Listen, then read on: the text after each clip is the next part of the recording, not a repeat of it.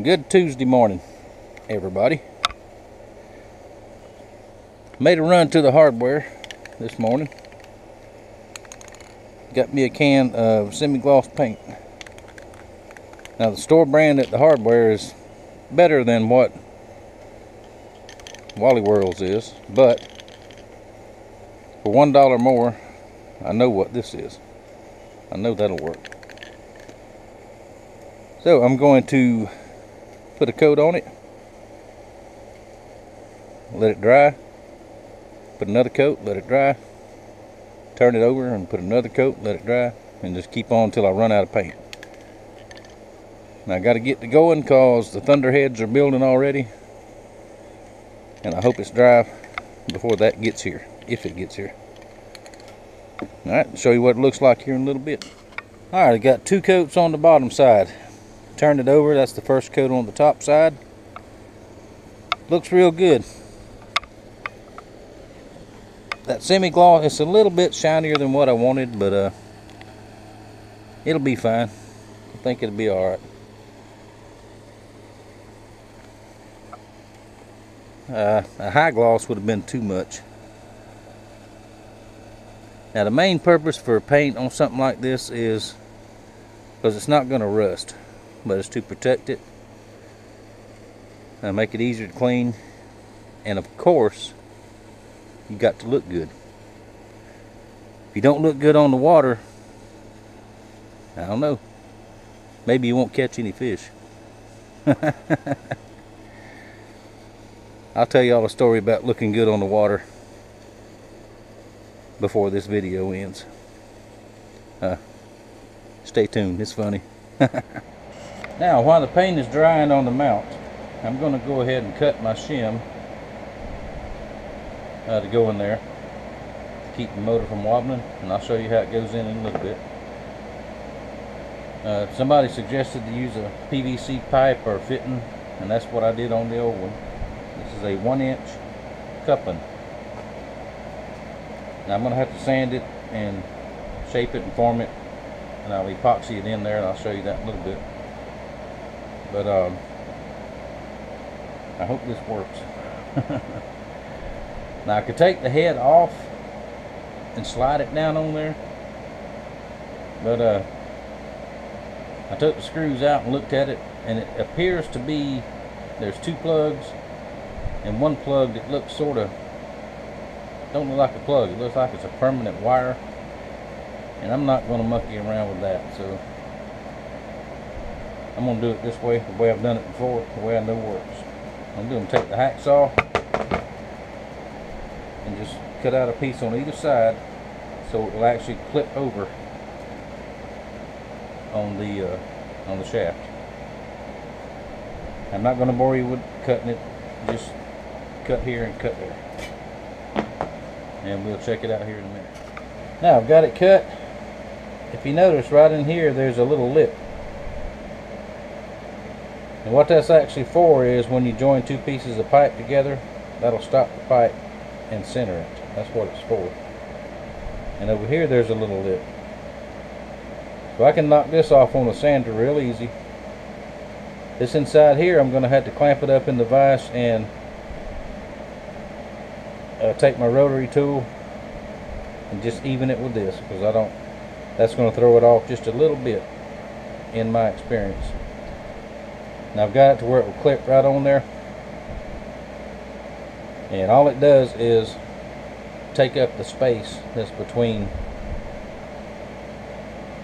when you put it into the mount and fold it down, they wobble.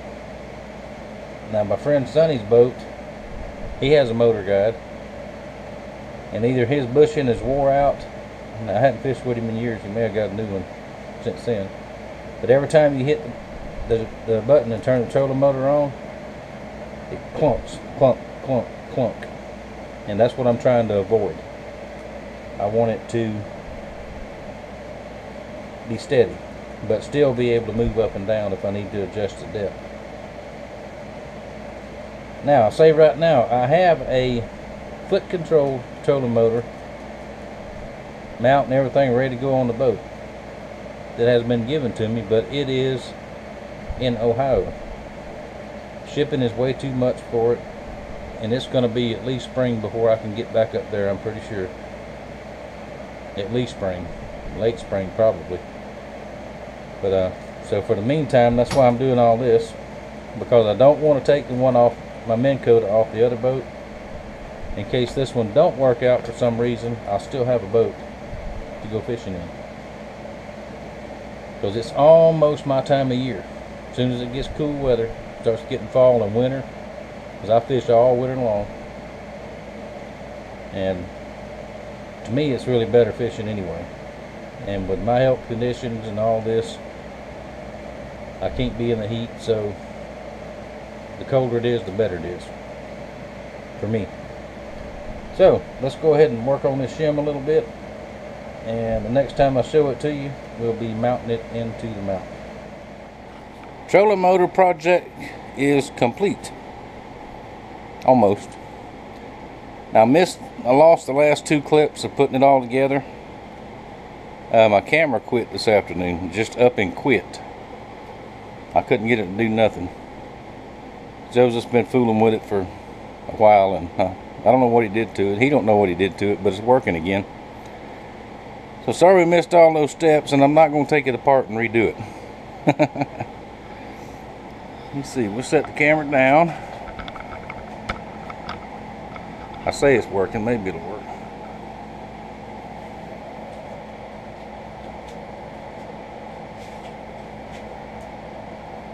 Step setter.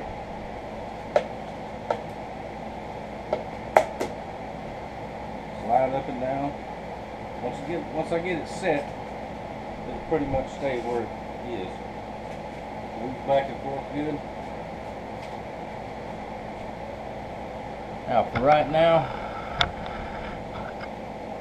I have a piece of paracord on it.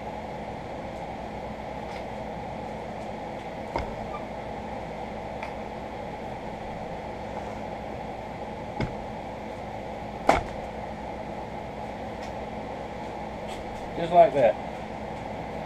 I think it looks pretty cool. I have to touch it up here and there. It's going to get scratched and dinged and banged up anyway, because I believe in using stuff. Alright, there we go. I'm going to go in and load this up. It is way past my bedtime. It's 10:30. So I'm going to do that, and we'll do something else tomorrow or the next day. We were under heat advisories again today, yesterday. The last week has been worse. The worst has been all summer. The long range forecast said the first week of October it's supposed to be in the 70s and 60s at night. So that's about normal. That's about our fall time. But it's usually not this hot now, but it is. So, oh well. Alright, thank y'all for watching. I thank you for your support. And I'll see y'all later on. Wait a minute, not the end. I forgot to tell you all the funny story about looking good while you're out fishing. Excuse me, there's a skeeter biting me.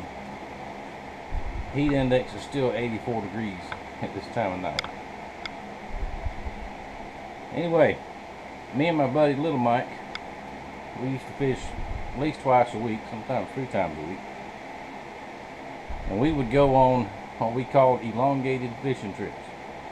We get there at daylight, 150, 200 crickets a piece, and fish all day till dark, and sometimes stay after dark.